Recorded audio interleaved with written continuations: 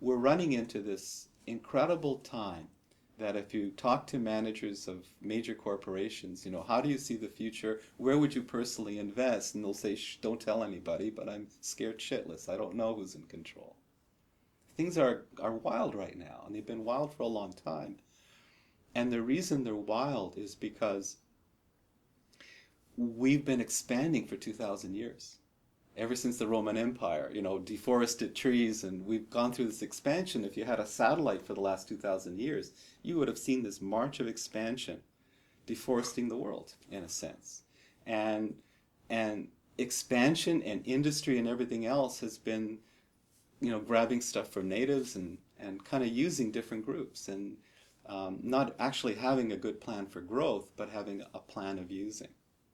And we're coming to the end of that cycle. We're running out of resources and things to plunder. And we don't have a steady state system. We don't have a way to maintain things. Okay. One of the few countries I think that has done it is India, in a way, because it still has cities that haven't changed for thousands of years. It still has the Adavasis, the original natives from thousands of years ago. They're coexisting. It's about as close as I've seen it.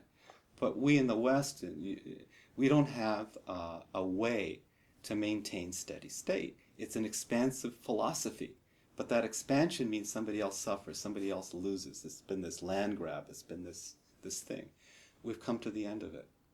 We can't really expand anymore.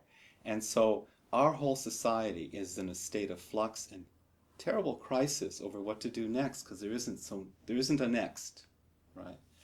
And it's the creative people are going to help build that bridge. And traditionally, the creative people have suffered because, as artists are supposed to be neurotic and sufferers, and they don't become rich until they die. But, other people make money off of them and all of that stuff.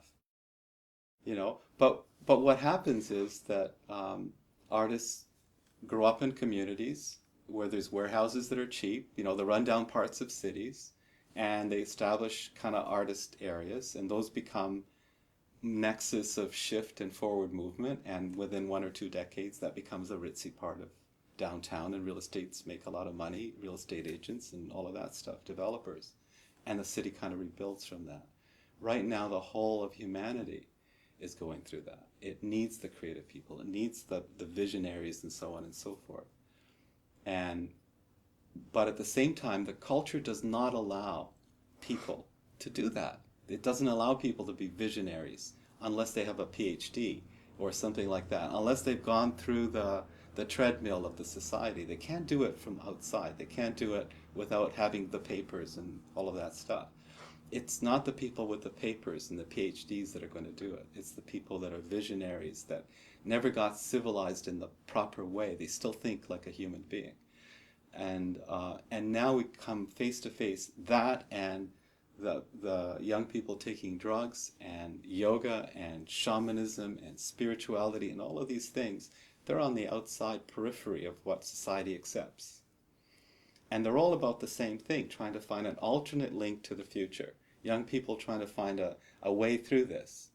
And, it would be absurd to think this, but it would be nice if the society recognized that it is not figured out how to do it, and not to have such a stranglehold on how to do it, because they really don't know how to do it. Right now we're in a mess. And that means that we've got to look at alternative and creative ways of being human, and not close doors in all those ways.